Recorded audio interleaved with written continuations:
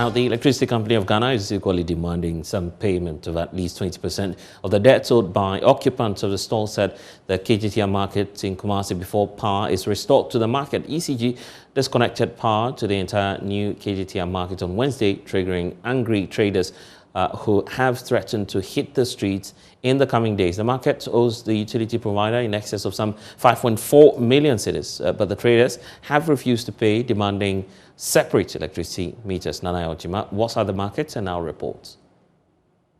The Kejetia city market operates over 7,000 stalls. A recent electricity bill distributed to the traders from a bulk consumption system at the market raised protest from the traders.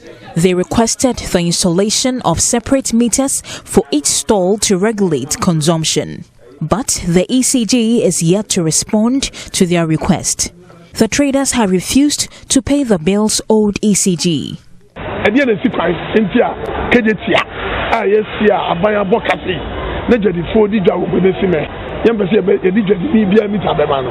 Until we are provided separate meters, we are not paying any bills. The Electricity Company of Ghana earlier this week announced a planned emergency maintenance with expected power outage on Wednesday, 22nd June 2022. This was to improve service delivery.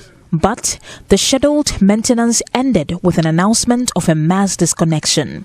The entire market is without electricity. Eric Nanakwesi Prempe is chairman of the Federation of Kumasi Traders. To the board of directors, to the Minister of Local Government, who have oversight responsibility over Kumasi Metropolitan Assembly, that we the traders here are very disappointed in them. For it has been over 2 years now that we requested that each trader needs his or her own separate meter. We were willing to pay for the cost of the meters. But as we speak now, the government, and for that matter, the local government ministry, the Kumasi Metropolitan Assembly, the board and management of this facility have turned deaf ears to us. A number of traders were seen using flashlights to trade today. Market leaders have threatened to halt trading activities if power is not restored. But upon going through the market, we realize that if we continue plying our trade in this darkness, it poses a security threat. So I speak to you right now. The leadership and members have decided that we are going to go round through the market to tell our members that from this time to 3 o'clock p.m., everybody should close his or her shop. And from tomorrow going, if power is not restored to the market will not be open, because we cannot compromise on the security of our own people and then the market as a whole. The various market unions say they've written to the Regional Police Command on a possible demonstration if the situation doesn't change. Mona Lisa Frempon reporting.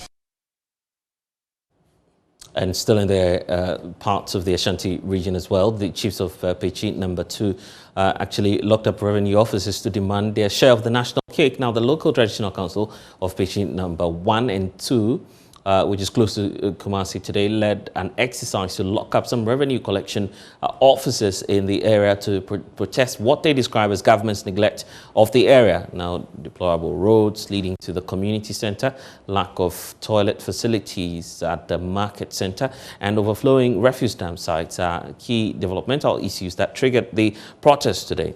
There's more in this report. In a quest to get their challenges addressed, the local authorities locked up the local revenue office located at Pakyi No. 2. They nailed wooden slabs behind the door and tied red clothes to the premises to register their displeasure against the Amansia West District Assembly. Manrehene and Jasehene of Pakyi No. 2 announced planned demonstrations. They say the barricades will not be removed until their grievances have been addressed. The issue that we have now here is there are mining areas within our constituency.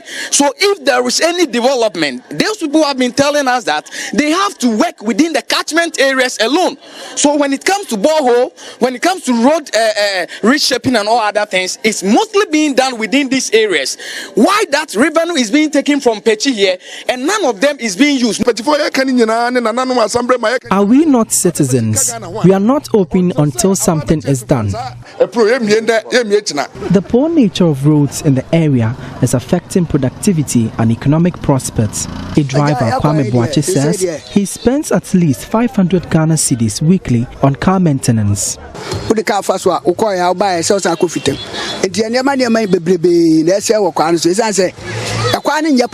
The roads are not good. I have to visit the mechanic regularly for maintenance.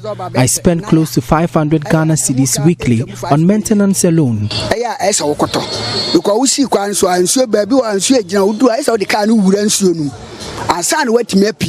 Poor sanitation conditions have impacted negatively on market activities. This heap of refuse close to the market has become a headache to the traders. The market queen, Fatima Inchua, bemoaned the strong stench and flies it brings to the market.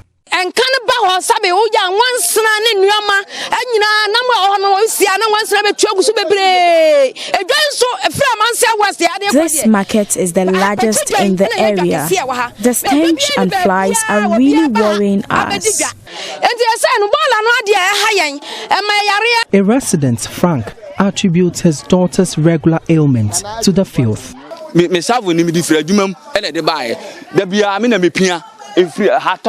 I always tidy up this place. My children are always falling sick because of the filth. So this site is a major dumping site for residents in this area. Originally it had a mix of refuse and then sand. But the local traditional authorities have managed to dig a hole to collect the refuse being made by the residents in this area. Assembly member for the area, Alex Donko, says efforts to get their grievances resolved by the assembly have yielded no results.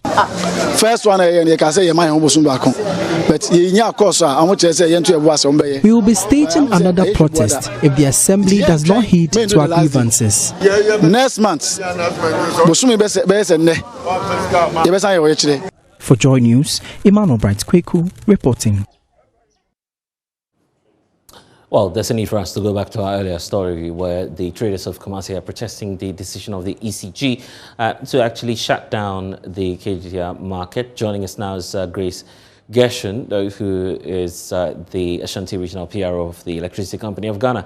Thank you, Grace, for your time. So what subsequent meetings have you held with the traders, and are we finally getting at that point where you have an idea of when you would restore power to this facility? Hello. Yes, Grace, I'm just asking if you've engaged the traders as of now to know if there are clear timelines on when you'd be giving power back to this facility. Yeah, so we engaged them this morning. They came to our office and we had a meeting. So they wanted to reconnect them so that they gather and come and pay. They gather some money and come and pay back. We didn't agree to that. They have to come and pay some percentage of the amount they are owing. And then after that, we'll go and give them some timelines to come and pay the rest. So how many traders in all are we looking at as of now? How many traders? Yes. The traders are many. There are many. They have a bulk meter that they use. It's not like some number of traders within the Kejetia market. Like in that place, that is all. But Grace, how did we get to this point in the first place? I believe the ECG would have, at least at the start. Yeah, we got to this point of disconnecting them because we were not paying. It happened some time ago last year. We disconnected them, we had talks, and they came to pay. And then it happened again. So Wednesday, we disconnected the place. And precisely that's where my challenge is. The fact that you could opt for some prepaid option for these customers. Well, is that becoming a challenge for? Has that been a challenge for ECG? Okay, so what I'm trying to explain is that we've had meetings with them, and they have the option of acquiring separate meters. A lot of discussions have gone on, some with the management, the CEO, and other parties involved, other stakeholders. So on our part, we were waiting for them to do what they had to do, and then we move on from there. But for some months now, they have not, and they are using the power without paying. We were expecting them, we gave them some time to come and pay, but they were not doing it.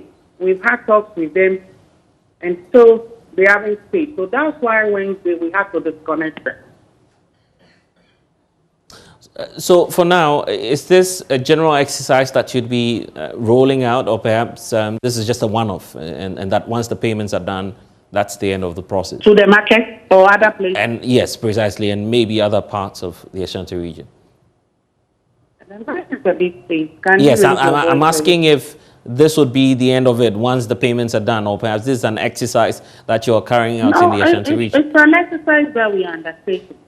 So far as you are owing ECG, you have to pay. And if you are not paying, we will disconnect you so that you come and pay. We cannot have customers keeping our money without paying. How do we operate? We want to, the business must go on. So we have to collect our money. Right. So if you are owing us, we will disconnect and ensure that you pay. Now, we've seen some releases earlier this week talking about the fact that the ECG serving notice that you're giving a grace period of 1 month, that you may go after persons who do not voluntarily turn up in your offices to report issues of non-collection of bills and others. Are you rolling that out in the Ashanti region as well? Yeah, that one too is ongoing. Like you rightly said, to the end of this month. And we have a lot of people, at least in Kumasi or Ashanti region, a lot of customers have reported those issues. So at the end of the month, the moratorium period that we are giving, if you don't come forward and we detect that there is an illegal, or you are using an illegal meter, or that's a meter that is not from ECG, or you've done any illegal activity, then we are going to charge you because it's a criminal activity. Anyway, I'm grateful. Grace, thank you for joining us.